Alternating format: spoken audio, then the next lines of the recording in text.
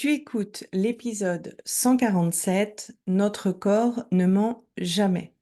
Alors cet épisode, c'est une réponse à une question qu'on me pose souvent sur mon Instagram, c'est Sandy, mais je comprends pas. Je n'ai pas eu une enfance difficile, mais pourtant je ressens beaucoup d'insécurité dans mes relations.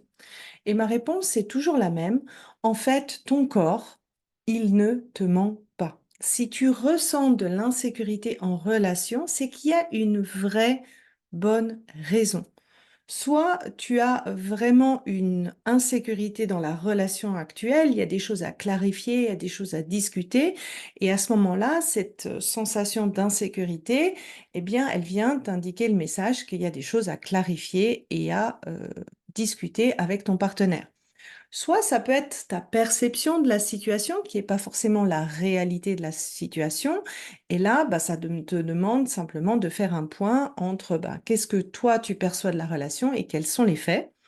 Et la troisième possibilité, c'est que il y a vraiment la situation en fait que tu vis, elle réactive une insécurité du passé et c'est pour ça que tu ressens de l'insécurité au niveau de ton corps.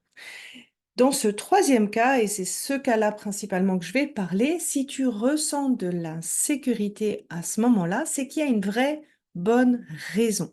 Ça veut dire que ton corps a perçu ce qu'il perçoit de la situation actuelle, eh bien, il compare ça à quelque chose qu'il a vécu dans son passé qui a créé à l'époque de l'insécurité. Et donc, à juste titre, il essaye de te mettre en garde en te disant attention, danger. Si cette situation actuelle n'est pas un vrai danger, ça veut simplement dire que bah, ce que tu as enregistré à l'époque comme mécanisme de réaction n'a plus forcément lieu d'être dans ta réalité actuelle. Mais ça ne veut pas dire qu'il n'y avait pas une vraie logique derrière. Donc, dans cet épisode, je vais essayer de lister un peu qu'est-ce qui fait que tu peux avoir ce sentiment de décalage entre, ben voilà, j'ai eu l'impression d'avoir une enfance plutôt heureuse et mon corps se sent très vite en insécurité dans la relation.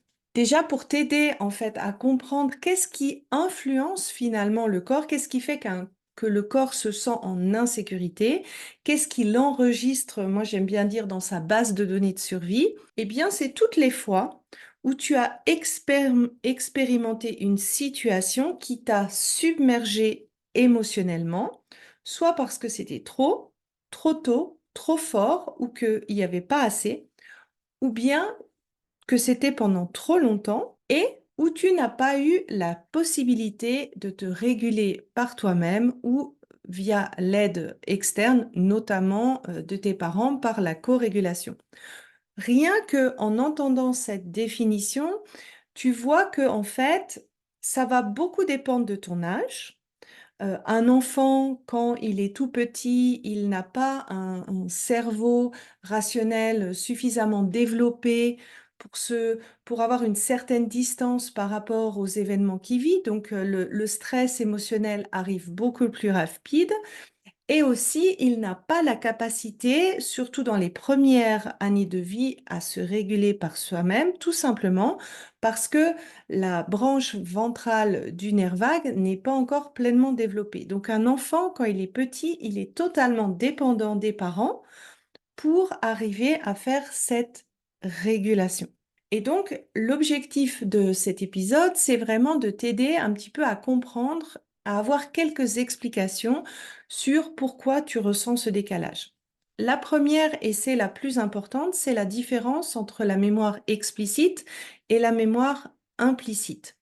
Ce que tu te rappelles, les souvenirs, c'est logé dans ta mémoire explicite, plus particulièrement au niveau de ton cortex préfrontal. Et si tu veux, c'est un exercice que tu fais. Je vais chercher à me souvenir de certains événements.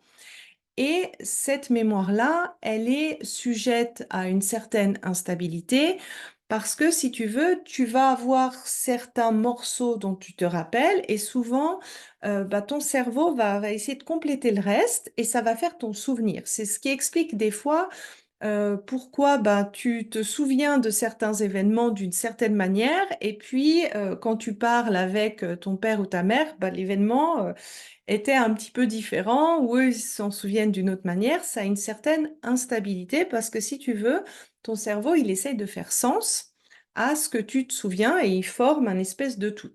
En revanche, ta mémoire implicite, c'est ce que tu sauves de manière inconsciente. Donc, quand tu apprends certaines choses, par exemple, quand tu fais du vélo, quand tu apprends certains sports, ben, c'est toutes des choses, quand tu apprends à nager, on te dit ça revient de manière automatique.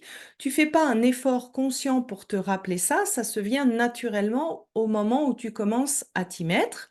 Cette partie-là de la mémoire implicite, c'est la mémoire procédurale, c'est tous les mouvements, toutes les choses que tu apprends de manière automatique et inconsciente, simplement par la répétition de ce que tu fais.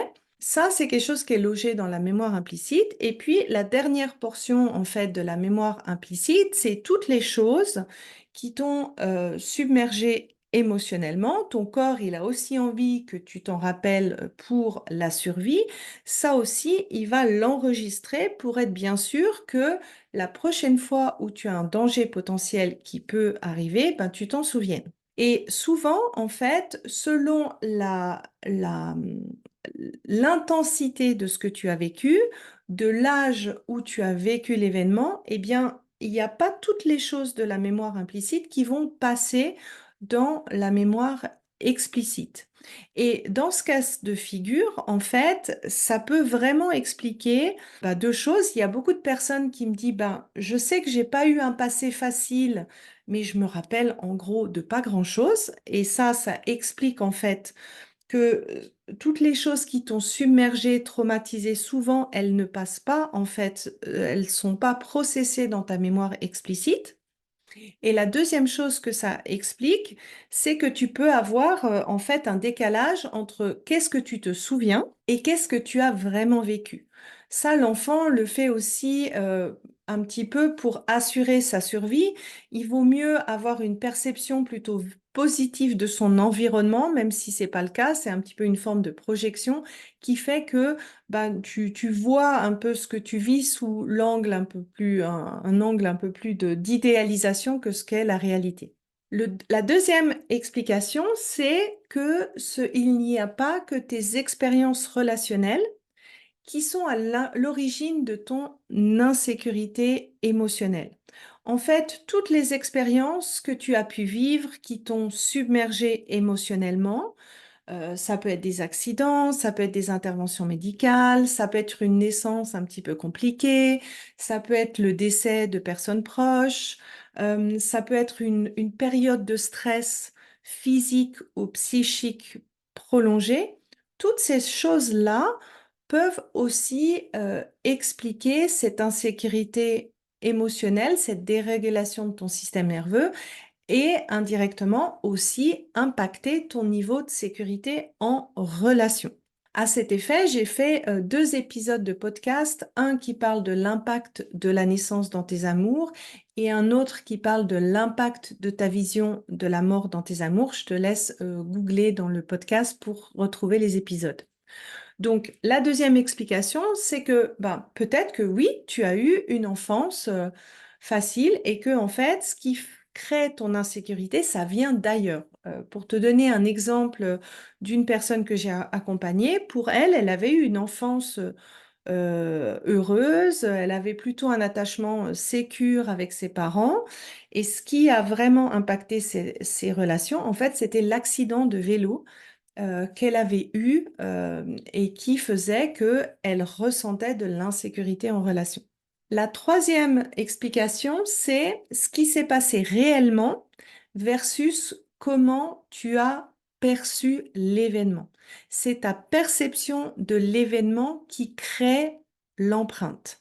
Donc, si tu as été marqué par certains événements avec tes yeux d'enfant, c'est possible que toi, à l'âge adulte, tu n'arrives pas à percevoir ce qui a pu en fait te traumatiser ou t'impacter. Comme je l'ai dit tout à l'heure, un enfant, il n'a pas un cerveau rationnel mature. Ça atteint un premier stade vers les 5 ans et ça se finit vers l'âge adulte, vers les 25 ans. Donc c'est normal en fait qu'un enfant a pu percevoir beaucoup plus de stress émotionnel. Moi, je le vois de manière quotidienne avec mon enfant. Et en gros, c'est ce qui peut donner comme explication que toi, tu n'as pas eu cette impression d'avoir une enfance difficile, mais qu'il y a quand même des choses qui t'ont marqué et qui te mettent en insécurité en relation. Une autre explication, c'est ce sentiment de ne pas reconnaître ton ressenti. Donc, peut-être que tu n'as pas eu des choses graves dans ton enfance, que tes parents étaient plutôt bienveillants, qu'ils n'ont pas eu de mauvais traitements, que tu avais un attachement plutôt sûr. Mais si tu as eu le sentiment de ne pas pouvoir ou de ne pas être autorisé à vivre la pleine palette de tes émotions, typiquement, ce qu'on peut entendre souvent des parents, mais arrête de pleurer, mais non, t'as pas mal, c'est juste un petit bobo, c'est pas si grave, etc., etc. Si dans ton enfance, tu as eu ce sentiment d'être beaucoup nié dans ton ressenti, et même si avec des yeux d'adulte, en effet, ce n'était pas si grave, mais pour toi, en tant qu'enfant, dans ta perception, ça t'a fait mal, tu avais un ressenti, ce fait de nier tes émotions, eh bien, ça peut te créer justement beaucoup de dérégulation de ton système nerveux. C'est comme si tu te coupais de tes propres sensations parce qu'un adulte, soi-disant beaucoup plus expert et avancé, t'a dit que ce que tu ressens, en fait, c'est pas vrai. Donc ça peut être une autre explication qui fait que bah, il s'est peut-être pas passé des choses graves, mais que ce fait de nier tes émotions, bah, c'est en effet suffisamment grave pour que tu aies cette insécurité émotionnelle en relation. Une autre explication, c'est l'intention de tes parents versus leur propre état du système nerveux. Tu peux avoir des parents qui sont super bien intentionnés, qui ont essayé de dire, de faire les choses au mieux, mais toi, ce que tu enregistres et que ce que tu tiens pour vrai, c'est leur état de leur système nerveux, leur état dominant. C'est pas vraiment ce qu'ils te disent, c'est comment ils agissent et comment tu les perçois en termes de système nerveux. Je vais te donner un exemple assez typique. Si par exemple, tu as eu un de tes parents qui était dépressif, et qui te disait, ben, ma chérie, tu peux compter sur moi, je suis là pour toi, je suis solide, mais que toi, tu as ressenti qu'à l'intérieur, eh bien, ton parent était pas si solide que ça. Toi, ce que tu vas retenir, c'est cet état de son système nerveux. Ça va pas être ce que la personne t'a dit et ce que tu vas et comment tu vas agir en conséquence de cause, eh bien, c'est sur le fait que tu ne pouvais pas compter sur ce parent. La dernière explication possible, c'est cette idéalisation de ton enfance et de tes parents. Et ça, c'est un mécanisme de protection que l'enfant fait presque de manière systématique pour assurer sa survie, c'est de minimiser la difficulté ou ce qu'il a traumatisé dans son enfance et d'idéaliser ses parents pour arriver à survivre. Ce phénomène aussi, il peut se montrer d'une autre forme. Donc, soit tu te souviens pas du tout de ce qui t'a traumatisé et que tu vois vraiment presque que le côté positif de tes parents, ou alors tu t'en rends compte, tu te rends compte qu'il y avait des manquements, mais tu es dans la justification et l'excuse de ce que tes parents ont fait. Donc, par exemple, tu vas dire des choses comme oui, bon ben c'était des bons parents au vu de leur passé, ils ont fait au mieux qu'ils pouvaient avec leur capacité du moment, ils ont vécu beaucoup de difficultés quand j'étais petit, c'est pour ça ils étaient peut-être pas aussi attentifs envers moi ou ils ont pas fait du mieux qu'ils ont pu. Et en fait, ça aussi, c'est une forme de déni finalement de ce que toi tu as vécu. C'est pas parce que tes parents ont un passé difficile ou un passé chargé et qu'ils avaient une vraie souffrance, hein, c'est pas, tu n'es pas dans le déni de ce qu'ils ont vécu, que ta souffrance n'était pas là, que c'était pas difficile pour toi. Et cette forme en fait d'idéalisation et de minimisation, elle explique aussi pourquoi tu as ce sentiment que globalement ça allait bien, alors que physiologiquement, il y a quand même des choses qui t'ont impacté. Et pour moi, en fait, l'idée, ce n'est pas de doter la difficulté que tes parents ont eue. Moi, en étant parent, je sais à quel point c'est difficile de faire bien, même avec la meilleure intention du monde, qu'il y a quand même des fois des choses de ton passé qui remontent et où tu impactes ton enfant, mais pour toi, en fait, de te donner le droit de pleinement sentir et te libérer et de reconnaître cette souffrance. Parce que cette souffrance-là, en fait, elle est encore dans ton corps. Donc, mon invitation, en fait, pour cet épisode, c'est de vraiment prendre ce que dit ton corps au sérieux. Finalement, ce qui est passé est passé.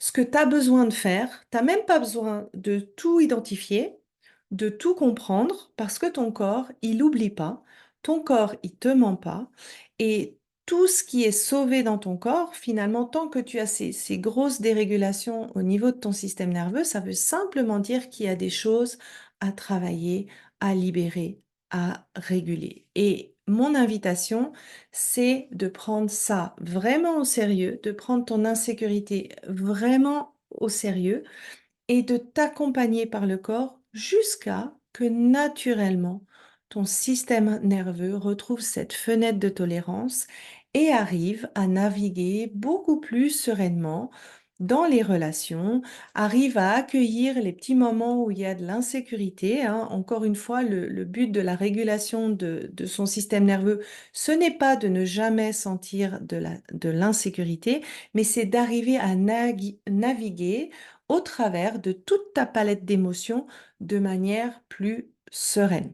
Et pour ça, en fait, tu n'as même pas besoin de te souvenir de tout ton passé parce que, comme je l'ai dit au tout début de l'épisode, c'est sauvé dans ta mémoire implicite, ton inconscient et ton corps. C'est bien sûr ce que tu fais dans le programme S'ouvrir à l'amour, notamment dans cette fameuse journée passée. Donc voilà, j'espère que cet épisode t'a aidé à comprendre pourquoi des fois tu peux avoir ce décalage entre la perception de ton enfance et ce que ton corps a vraiment enregistré. Je pense personnellement qu'on a tous plus ou moins des traumas à des échelles bien sûr différentes au niveau de son corps et que finalement, en fait, le meilleur cadeau qu'on puisse se faire, c'est de se dire, bah voilà, ce qui est enregistré et mon but, c'est d'aider mon corps à se libérer pour retrouver ce niveau de sécurité qui me permet d'être bien dans mes relations et d'avoir cette flexibilité à l'intérieur de moi. Donc voilà, je te laisse, je te souhaite une belle semaine et je te dis à la semaine prochaine.